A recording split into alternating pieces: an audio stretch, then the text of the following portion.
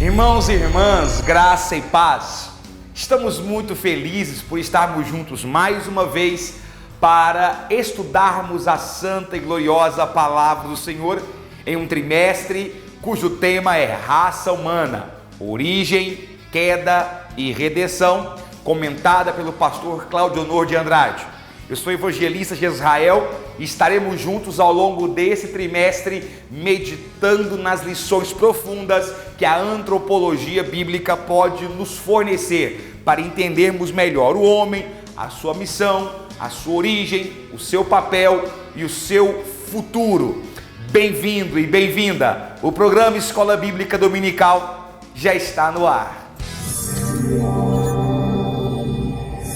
Nós estaremos hoje meditando a lição de número 3 e eu quero fazer menção da lição com os irmãos. O tema da lição é a natureza do ser humano e o nosso texto áureo encontra-se em primeira carta aos Tessalonicenses, capítulo 5, versículo 23, e Paulo diz assim: E o mesmo Deus de paz vos santifique em tudo, e em todo o vosso espírito e alma e corpo sejam plenamente conservados irrepreensíveis para a vinda de nosso Senhor Jesus Cristo. A nossa verdade prática, nossa tríplice natureza, física, mental e espiritual, deve ser plenamente consagrada a Deus para que o mundo veja em nosso ser a imagem e a semelhança do Criador. A nossa leitura bíblica em classe está distribuída em dois excertos distintos de Gênesis. O primeiro em Gênesis capítulo 1, versos 26, 27 e 28, basicamente onde Deus cria o homem. E o segundo, Gênesis capítulo 2, versículo 7, onde há uma reafirmação dessa criação. Portanto, o nosso objeto de estudo ainda é a essência do homem, porém, desta vez, entendendo as suas partes, entre aspas, ou os seus componentes, ok? Antes de nós irmos para a nossa aula, nós queremos que você curta este vídeo, compartilhe, deixe o seu comentário aqui. O seu comentário é muito importante. Muitas vezes na correria nós não respondemos a todos, mas estamos lendo e meditando em tudo que os irmãos escrevem, tá? Verifique se você já é inscrito aqui no canal ADMP TV. Se você já é um inscrito, muito obrigado, mas verifique também se o sininho de notificação está ativado. Esse sininho é importante, porque assim que entrar aula nova aqui no canal ADMP TV, você é notificado e não perde nenhuma de nossas programações. Amém? Meus irmãos, a lição 3, a natureza do ser humano, é uma continuação lógica da lição 1 e da lição 2. A primeira e a segunda lição, nós estivemos focados na formação do homem. Nós estávamos respondendo à pergunta de onde veio o homem, né? De onde nós viemos. Nós primeiro estudamos a feitura de Adão, quais são as lições que a sua formação nos traz. Depois nós vimos a formação de Eva e o papel da mulher, não apenas na origem, mas ao longo de toda a Bíblia Sagrada e dentro do próprio propósito de Deus. E agora, nada mais natural do que a gente volte a usar homem ou ser humano no sentido de Adame, ou seja, de humanidade. Então, nesta aula, a expressão homem não se referirá ao sexo masculino, mas sim ao ser humano em sua completude, ou seja, homem e mulher, ok? É um esclarecimento necessário para que os irmãos compreendam bem a nossa lição. Também devo dizer aos irmãos que estamos diante de um assunto complexo, difícil e que deve ser cuidadosamente tratado por você, professor e professora, para que ele não deixe dúvidas aos seus alunos e para que claramente eles percebam o que é, ou consigam discernir o que é corpo, o que é alma e o que é espírito. Eu arrisco, inclusive, a dizer para os irmãos que grande parte do nosso público evangélico, apesar de usar a expressão alma e espírito, não sabem a distinção entre elas. Fato é também, óbvio, que essa distinção não é tão simples assim ou tão óbvia assim, por isso que nós precisamos palmilhar calmamente esta lição. Eu espero que eu esteja contribuindo com você no seu planejamento de aula e nós continuaremos juntos ao longo destas lições. Meus queridos e queridas,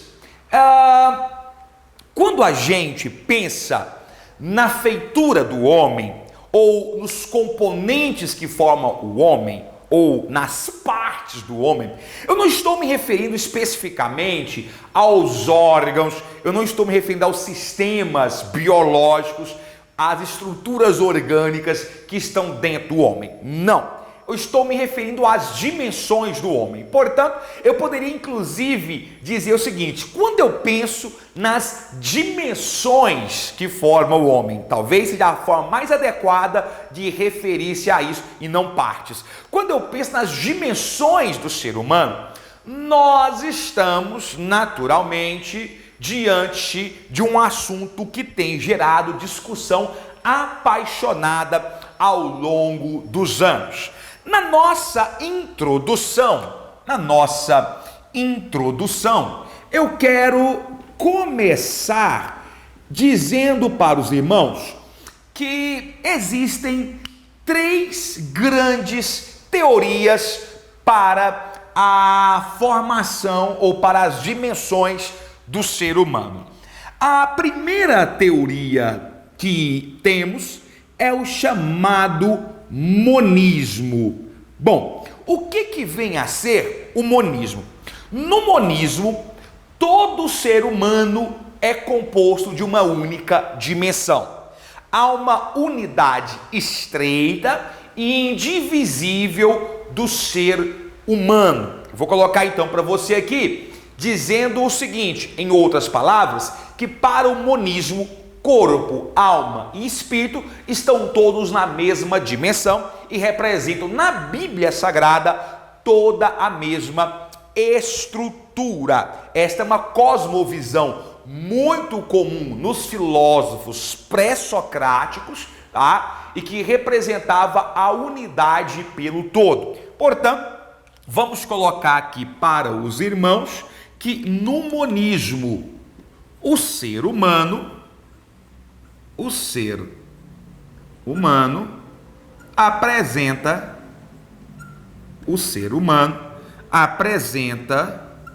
uma única dimensão. É uma unidade indivisível. É uma unidade indivisível. Eu quero que os irmãos se atentem para essa expressão, unidade indivisível, porque ela é interessante, porque ao pé da letra ela parece pleonástica, já que unidade indivisível significaria a mesma coisa, mas não, tá? Aqui dizendo o seguinte: o ser humano é único e não tem 3 dimensões. Muito bem.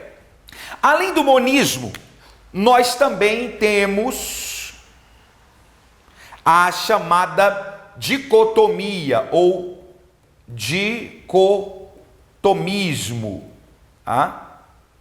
O que é o dicotomismo? E aí eu vou dizer para os irmãos o seguinte: o dicotomismo, o nome já fala, ele diz que na verdade não existe uma única partição do ser humano, não existe uma única dimensão, mas também não existe 3 dimensões, existe apenas 2 dimensões, que são chamadas de dimensão material e dimensão imaterial.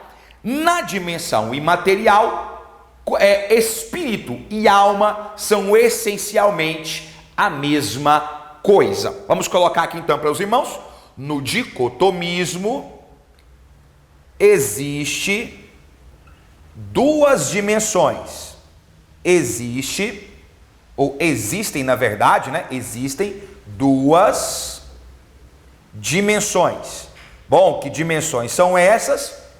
A dimensão material, ok? A dimensão material e a imaterial. Ou seja, para quem prega o dicotomismo, alma e espírito são sinônimos. Alma e espírito são sinônimos, ok? Esta doutrina ou esta teologia, ela foi largamente empregada no cristianismo. É bom deixar claro, porque na realidade, devido à nossa instituição, à nossa denominação, crer na diferença entre alma e espírito, nós achamos que essa é a doutrina majoritária. Mas durante muito tempo, aliás, eu arrisco dizer para os irmãos que até hoje, a doutrina mais difundida no protestantismo é o dicotomismo, tá? Eu quero deixar bem claro para os irmãos que o monismo apresenta sérios problemas teológicos, inclusive caminhando muitas vezes para bases heréticas. Agora, é importante deixar bem claro para os irmãos que o fato de alguém professar o dicotomismo não o torna herege. Eu quero até voltar nisso aqui daqui a pouco, mas antes de continuar nessa discussão, eu quero dizer para os irmãos que nós temos a visão pentecostal, do qual nós fazemos parte, que é a teologia sistemática pentecostal. Alguns conservadores também pregam essa visão do ser humano, que é o tricotomismo, tá? Tricotomismo. Bom, o tricotomismo, meus irmãos, eles também pregam que o homem é composto de duas dimensões, material e imaterial. Duas dimensões gerais, que é material e imaterial, só que na dimensão imaterial, a alma não é a mesma coisa que o espírito. Entretanto, mesmo a alma e o espírito não sendo a mesma coisa, mesmo alma e espírito sendo diferentes, alma e espírito são indivisíveis.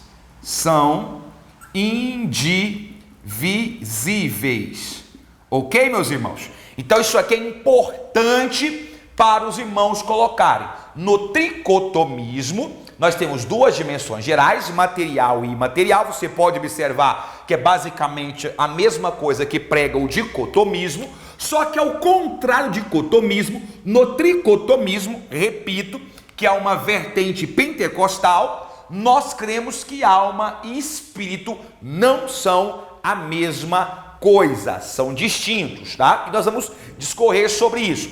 Entretanto, apesar de alma e espírito não ser a mesma coisa, eles são indivisíveis. Não é possível o homem separá-los. Nós vamos ver que a única possibilidade tênue que nós temos disso, de ir até a junta, e o termo ali é até interessante, que não é separar, é ir até a divisão, é a palavra de Deus. Então, voltando ao que eu estava dizendo aqui para os irmãos, alguém professar o dicotomismo não o torna herege, tá? Eu posso citar, inclusive aqui, denominações que são dicotomistas em essência. Por exemplo, a igreja presbiteriana, que não é de forma alguma herética, mas é uma igreja dicotômica. O reverendo Augusto Nicodemos, por exemplo, tem uma visão dicotômica, assim como a teologia sistemática reformada em geral. tá? Então não é herético. Entretanto, a visão pentecostal nossa é de que alma e espírito são distintos, portanto, tricotomia, tá bom? Existem algumas coisas que nós divergimos, irmãos, que não são heresias, são interpretações distintas de partes da Bíblia Sagrada, tá bom? Em relação a isso. Muito bem, meus irmãos, uma vez que nós entendemos então as divergências com relação à natureza do homem, nós vamos para o nosso tópico 2, tá? E o nosso tópico 2 tem como título a complexidade do ser humano. A complexidade do ser humano. Muito bem, o que eu quero que os irmãos abstraiam desse tópico? Primeiro, por que nós somos complexos? Qual é a lógica que nos torna seres humanos complexos? Eu devo dizer para os irmãos que o que nos torna efetivamente complexos é a maneira como nós fomos criados. Como assim? Eu inclusive quero destacar isso aqui, ó. O que nos torna complexo, o que nos torna complexos. E quando eu falo complexos, no contexto da lição, eu estou me referindo no sentido de aperfeiçoamento, sofisticação, tá? O que nos torna complexos é a estrutura de nossa formação. É a estrutura de nossa formação. Como assim, professor? Eu não entendi isso. Se você pegar a Bíblia, lá em Gênesis, capítulo 2, versículo 17, ali o textual da criação do homem. Diz assim a palavra do Senhor: E formou o Senhor Deus o homem do pó da terra, e soprou-lhes nas narinas o fôlego de vida, e o homem tornou-se alma vivente. Aqui você vai perceber claramente a distinção entre a formação do homem e a formação dos outros animais. Quando nós fomos criados, Deus soprou em nós o fôlego de vida. Isso naturalmente nos deu naquele momento duas partes, a material e a imaterial. Então veja só, podemos dizer o seguinte, olhando aqui para a nossa estrutura, que nós temos a parte material na criação, tá? Na criação, aqui em Gênesis capítulo 2, versículo 17, essa parte material da criação veio da formação do pó da terra. Formação do pó da terra. Do pó da terra. Terra aqui com letra minúscula. Por outro lado, nós ganhamos nesse momento também, ó, a tampinha querendo voar aqui, nós ganhamos também a parte imaterial. E aonde veio a parte imaterial? A parte material, ela vem exatamente do momento em que há em nós o sopro do fôlego de vida. A partir desse momento, nós recebemos a parte material. E essas partes material e imaterial ficam tão unificadas, elas acabam formando uma unidade. Vou até colocar isso aqui para os irmãos, tá? A parte material e imaterial formam uma unidade, e formam uma unidade tão grande que quando Paulo ele tem a visão do céu, ele não consegue dizer em que sentido ele faz isso, se foi em corpo ou se foi em espírito. Ele mesmo pronuncia isso. Uma coisa interessante destacar aqui para os irmãos é que nessa parte material quando Deus dá em nós o sopro do fôlego de vida, Ele transmite para nós vida eterna. Algumas pessoas dizem assim, mas vida eterna, o homem não morre a partir do momento em que ele pecou. A partir da consequência do pecado, ele morre. Ainda assim, é bom nós entendermos que esta vida que eu estou falando aqui não é a vida terrena, e sim o dom da vida eterna. Lá em Romanos capítulo 6, versículo 23, fala isso. O dom de Deus, que é a vida eterna, através de Jesus Cristo, nosso Senhor, tá? Para não confundir, a vida eterna é a comunicação da regeneração de Deus, que é livremente concedida a nós que aceitamos a Jesus e que passamos pelo processo de justificação da alma. Agora, eu quero que os irmãos lembrem comigo que quando nós pensamos em sopro de Deus, a Bíblia fala sobre 3 sopros de Deus, né? Se os irmãos observarem aí na Bíblia Sagrada, o primeiro sopro de Deus que nós temos, vou colocar aqui para os irmãos, ó, já está aqui, né? Esse é o primeiro sopro, que é quando Deus forma o homem. O segundo sopro de vida, vou pôr bem baixo aqui, ó. Não sopro de vida, perdão, mas a segunda vez que a Bíblia fala sopro de Deus foi lá no Pentecostes, tá? Lá no Pentecostes, em Atos capítulo 2, tá? Em Atos capítulo 2, que é quando há um vento entra no cenáculo em que eles estavam reunidos ali para adorar a Deus. Essa é a segunda vez em que nós temos sopro de Deus. E a terceira vez em que você vai ouvir falar de sopro de Deus está lá em Timóteo, quando Deus fala sobre o sopro, que na verdade é a inspiração das Escrituras Sagradas, tá? Inspiração das Escrituras Sagradas.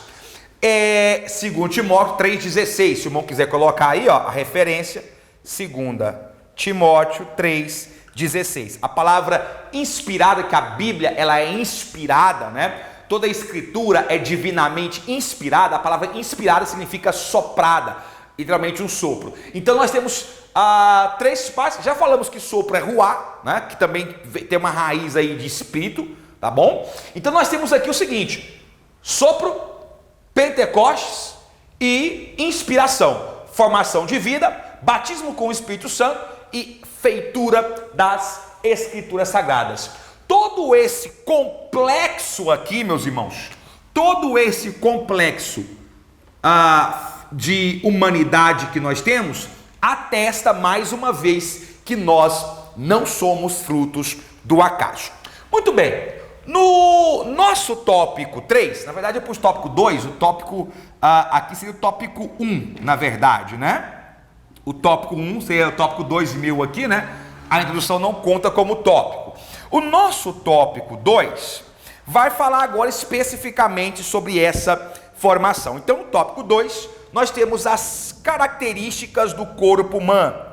As características do corpo humano. Meus irmãos, primeira coisa, é bom deixar claro que muitas vezes a palavra corpo, ela na Bíblia Sagrada está associada à carne. O termo grego mais comum para carne é sarkis. E isso aqui está se referindo a essa carne nossa mesmo, essa estrutura que nós temos, que envelhece, né, que sofre problemas de saúde. Toda essa estrutura aqui que nós temos é a carne, também chamada de sarkis. Muito bem, quando a gente olha para o nosso corpo, nós percebemos claramente, através dos estudos científicos, que nós temos em nós 16 compostos químicos. Esses 16 compostos químicos são encontrados também na Terra. Eu vou destacar para os irmãos alguns aqui: cálcio, carbono, cloro, flúor, hidrogênio, iodo, ferro, magnésio, manganês, nitrogênio, oxigênio, fósforo, potássio, silicone, sódio, sulfuro. Tudo isso, que é o enxofre, na verdade, né? O enxofre, tudo isso você acha no nosso organismo, no nosso componente. Nós também temos minerais. Claro que esses minerais em nós, ele passa por processos de transformação para se tornarem orgânicos, porque inorgânico dentro de nós faria mal, mas nós temos minerais que são vitais para nós, tá? E esses minerais estão presentes para nos auxiliar. Todos esses compostos são encontrados na Terra, atestando também a nossa origem material. Agora, o interessante é que não são compostos que valem muito. A BBC tem um site muito interessante em que ela ela orça o valor do seu corpo baseado na sua altura, no seu peso, na sua idade. Você entra lá, digita lá a sua altura, peso, idade, e ela vai fazer uma projeção da quantidade desses elementos químicos que há em seu corpo e quanto você vale. Eu fiz isso ontem e descobri que em cotação de dólar americano, o meu valor, eu tenho aí 1,80 m e tenho lá 92 quilos. O meu valor é algo em torno de $2.400. Um pouco mais de R$9.000. Estou bem barato, não, meus irmãos? Agora, é interessante, porque isso mostra que a nossa estrutura química, ela é de pouco valor. O que realmente conta em nós é a nossa parte imaterial. Ademais, se nós agora olharmos para o nosso DNA, aí sim, o DNA placentário que nós carregamos dentro de nós, esse vale muito. Se nós contarmos o DNA e aquilo que é nobre dentro de nós, o nosso corpo vai valer algo em torno de R$9 milhões.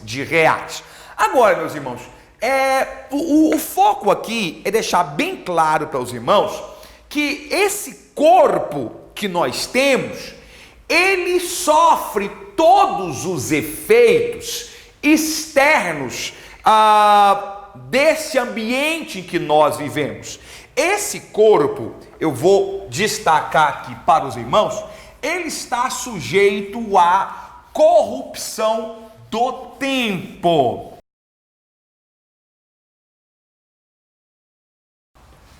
Eu vou colocar aqui para os irmãos, para que os irmãos possam compreender melhor isto aqui. Este corpo é sujeito às influências do tempo. Influências do tempo.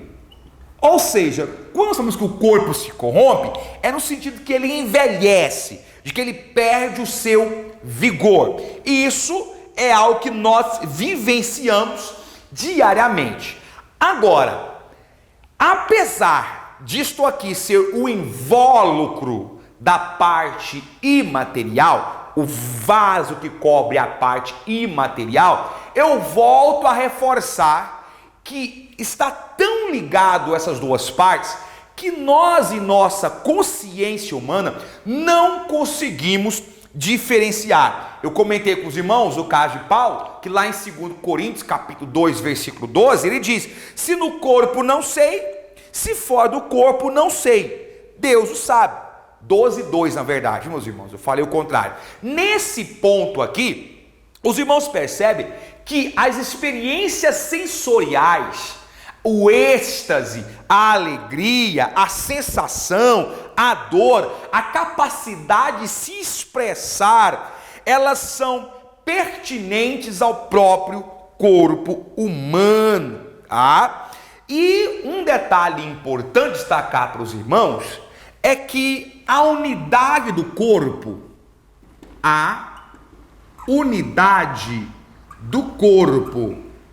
com a parte imaterial, só é rompida com a morte física. Isso aqui é bom deixar claro.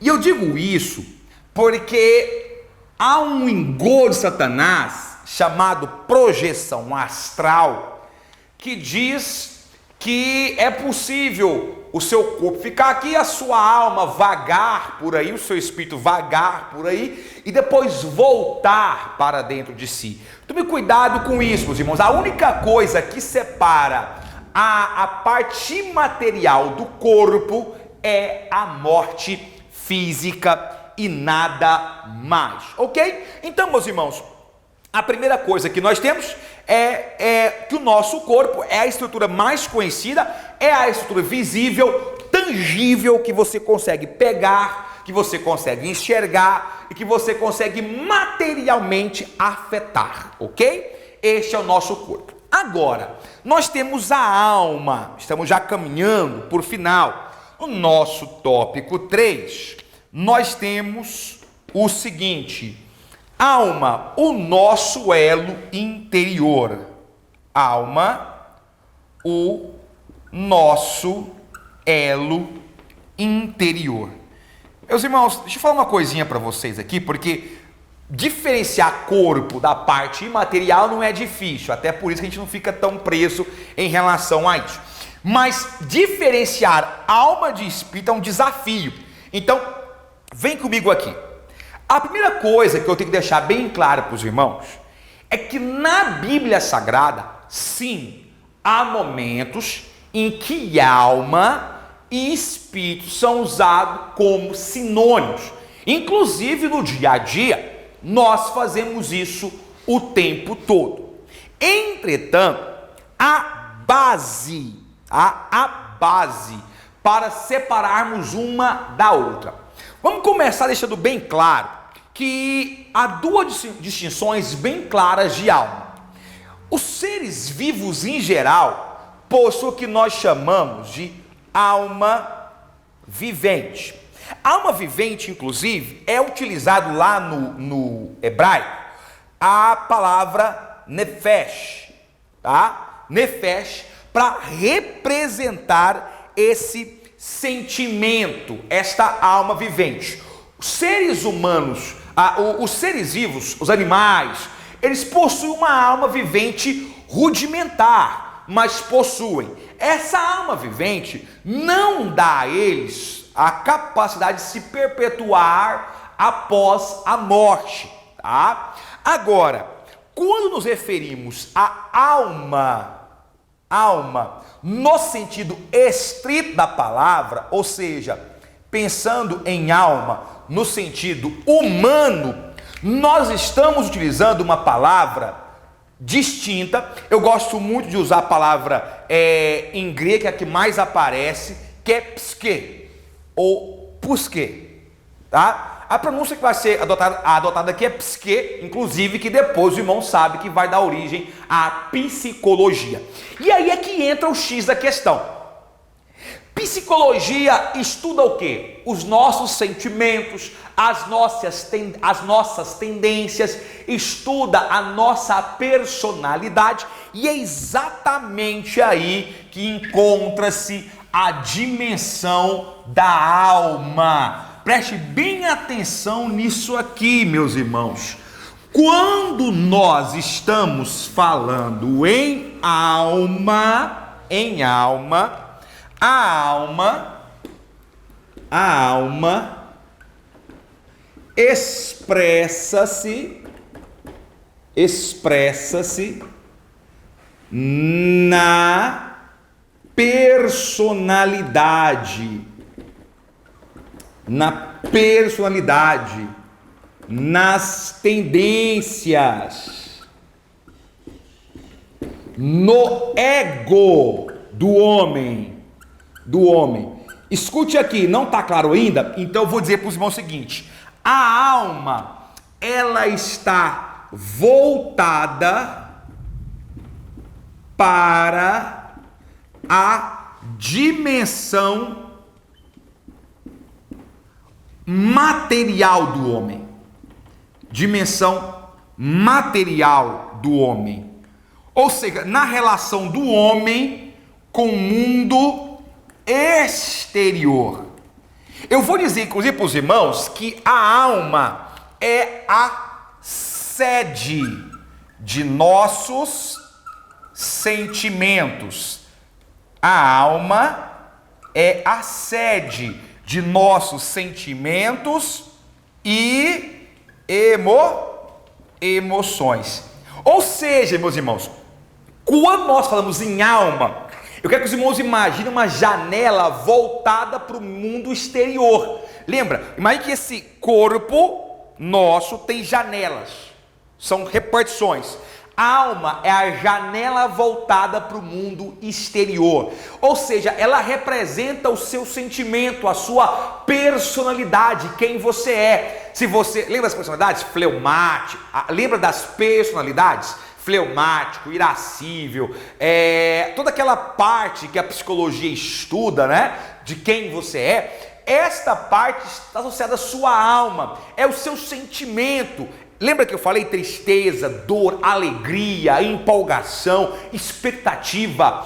Tudo isso está relacionado com a alma. Por isso que eu disse aqui para os irmãos que a alma expressa-se na personalidade, nas tendências, no ego, no eu do ser humano, tá? Inclusive, eu vou chamar a atenção aqui para os irmãos de algumas partes da Bíblia que destacam isso. Por exemplo, a Bíblia diz lá em Marcos capítulo 8, versículo 35, que é a sede da vida, ou ela é a própria vida, tá? Muitas vezes também a palavra coração é usada como sentido de alma, psique, tá? Coração. Isso na Bíblia acontece 25 vezes. Por quê? Porque se tinha noção de que a sede dos sentimentos era o coração, e por isso o coração é usado como sinônimo de sentimento, de interior. Muitas vezes a Bíblia também usa os rins, porque dão essa ideia, né? Coração e rins.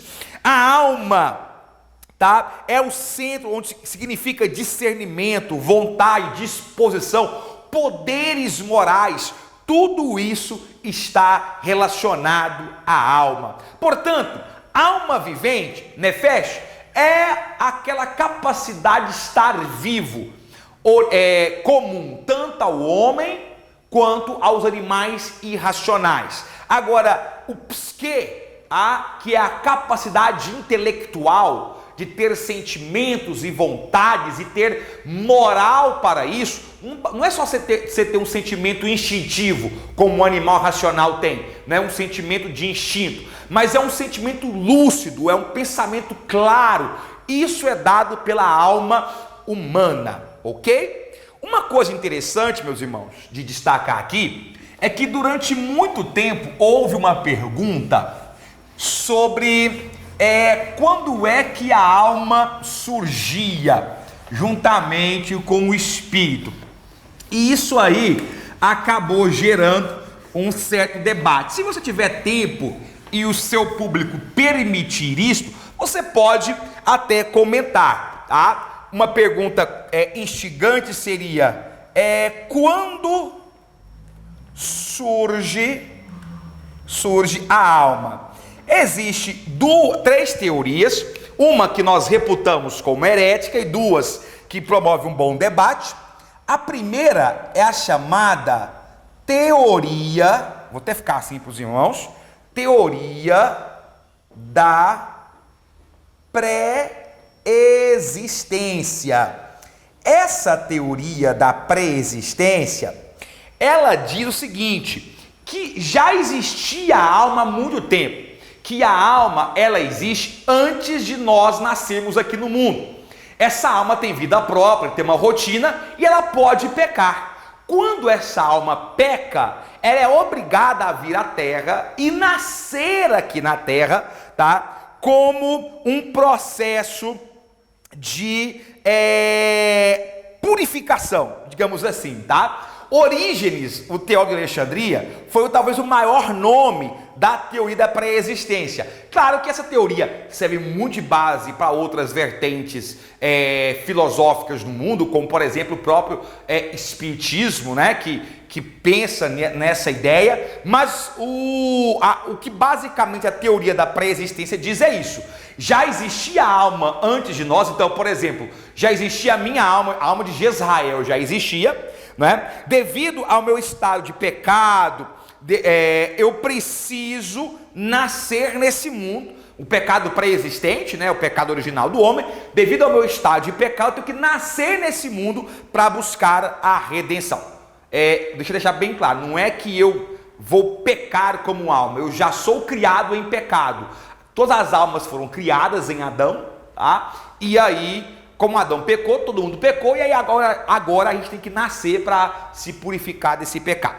Muito bem, nós temos também a teoria criacionista, né? A teoria do criacionismo.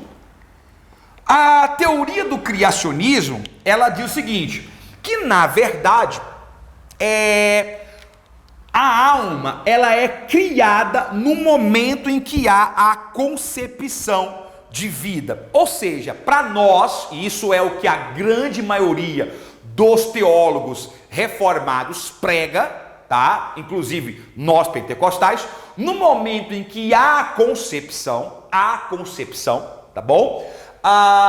Que surge a vida, a alma também é criada ali por um ato de Deus. Nós, vale a pena relembrar, cremos que a vida começa no ato conceptivo, ok? Nós conversamos sobre isso há um ano e pouco atrás, quando falamos sobre os valores cristãos, beleza? Então, a teoria do criacionismo diz assim: a alma ela é criada no momento em que a vida é criada. Como não há uma clareza bíblica sobre em que momento a vida é criada, nós estabelecemos então que a vida é criada no ato conceptivo, que a alma é criada naquele momento. Mas também existe uma outra corrente muito forte dentro do meio cristão, que é a teoria do traducionismo, tá? Teoria do traducionismo. O que diz a teoria do traducionismo? Ela diz o seguinte: olha, a alma na verdade, ela já é pré-existente, ela já existe. E quando a concepção, quando o homem e a mulher copulam e há fecundação do óvulo, esta alma que foi gerada lá em Adão, ela vai ser passada para aquele feto. Ou seja, em outras palavras, Deus outorgou a Adão e Eva o meio pelo qual isso acontece. Ou seja, quando há concepção, meus irmãos, deixa eu explicar melhor para os irmãos. Quando há concepção, surge ali vida e alma. Ou seja, a diferença entre a teoria do traducionismo e a do criacionismo é que a do criacionismo diz que Deus cria a alma. A do traducionismo diz que a alma surge juntamente com o feto. Entenderam? Ela é um processo natural. E ela diz que isso é necessário porque o pecado original foi passando de Adão para a humanidade através desse processo. Nós criacionistas cremos que a alma a pessoa nasce em pecado, não porque a alma está em pecado, mas porque o corpo está corrompido, a carne dele tem tendência ao pecado, portanto a alma sofre influência dessa carne sarquis, ok? Então, nós cremos na teoria do criacionismo, o traducionismo ainda é muito forte, tá? Também é muito forte, e a pré-existência para nós é uma heresia, tá bom? Meus irmãos, o nosso último tópico, o Espírito e o nosso contato com Deus. Eu vou terminar então nossa lição, essa parte aqui é rápida, Espírito e o nosso contato com Deus. para diferenciar o seguinte, meus irmãos, para dizer o seguinte, vamos deixar bem claro. Eu disse que era difícil diferenciar a alma do espírito. Por quê? É difícil diferenciar porque a alma está ancorada. A alma está ancorada no espírito. A diferença, meus irmãos, é que o espírito está voltado para a dimensão espiritual. Veja bem, os dois, muitas vezes, possuem características em comum. Por exemplo, os dois podem ser perturbados, tanto a alma quanto o espírito. Quer ver? Lá em Gênesis capítulo 41, verso 8, diz assim: o seu espírito estava perturbado, certo? Lá em Salmo 42, verso 6, diz assim: a minha alma está profundamente perturbada. Lá em João capítulo 12, versículo 27, diz assim: agora está angustiada a minha alma. Lá em João capítulo 13, 21, Jesus perturbou-se em espírito. Então observe que tanto a alma quanto o espírito podem ser perturbados. Agora, existe uma diferença que não é visível, tá? Existe uma diferença entre alma e espírito que não é visível. E é tão difícil que Hebreus diz que só a palavra de Deus é capaz de diferenciá-la. Hebreus 4, 12 diz assim: a palavra de Deus é viva e eficaz e mais afiada que qualquer espada de 2 gumes. Ela penetra até o ponto de dividir alma, e aqui, psique, alma, e espírito. Nesse caso, espírito é pneuma. Viu só a diferença? Enquanto que alma é psique, espírito, vou até seguir o padrão ali, ó. Espírito é pneuma. Eu já, inclusive, falei isso em outros momentos, tá? Então, é possível dividi-los, mesmo que não sejam substâncias diferentes, mas só a Bíblia, só a palavra de Deus que consegue chegar nessa junção, só a palavra de Deus que pode destrinchar. Meus irmãos, resumindo, o Espírito, vou pôr isso aqui para os irmãos, é a sede dos sentimentos e emoções espirituais. Deixa eu parar aqui para falar minha última grande lição para os irmãos. Preste atenção. Já viu gente que vai na igreja, aí toca um hino, ele chora, ele se comove, levanta a mão, glorifica a Deus, faz todo aquele processo, mas nos outros dias ele continua fazendo os mesmos erros, praticando os mesmos pecados, chorou, glorificou, se jogou no chão, sorriu, gritou, pulou, mas continua do mesmo jeito. Por quê? Porque nesse caso, o que foi afetado nele foi apenas a parte da alma, a parte relacionada ao sentimento humano, às emoções humanas. Agora, quando há uma conversão de verdade, quando uma pessoa realmente está sendo afetada por Deus, o seu sentimento, o seu choro, a sua lágrima, o seu pulo, o seu bradar, muda a sua vida. Por quê? Porque nesse caso, quem está sendo afetado é também o seu espírito, não é apenas a alma. Claro que a alma está sendo atingida, mas o seu espírito também, e o espírito é a sede dos sentimentos espirituais, é lá que se manifesta, é lá que se revela a sua dimensão ou ligação com Deus. Perceba, a alma é uma janela voltada para o mundo natural, certo? Alma, sentimento humano, ego, emoções, personalidade, voltada para o sentimento humano. O espírito vertical, voltado para Deus, janela voltada para o espiritual, tá entendendo? Voltada para Deus. É como se fosse uma grande sala com duas janelas distintas. E isso é importante. Por isso que os animais possuem alma, mas não possuem espírito, ok? Não perduram após a morte. Irmãos, eu quero só terminar refletindo o seguinte: não sei se os irmãos conseguiram entender bem a diferença. Alma, mundo material; espírito, mundo espiritual. Alma, sentimentos e personalidade voltada para o mundo natural. Espírito, sentimento voltado para o mundo espiritual. Amém? Deixa eu só lembrar os irmãos aqui, citando alguns versículos que atestam claramente para esta distinção.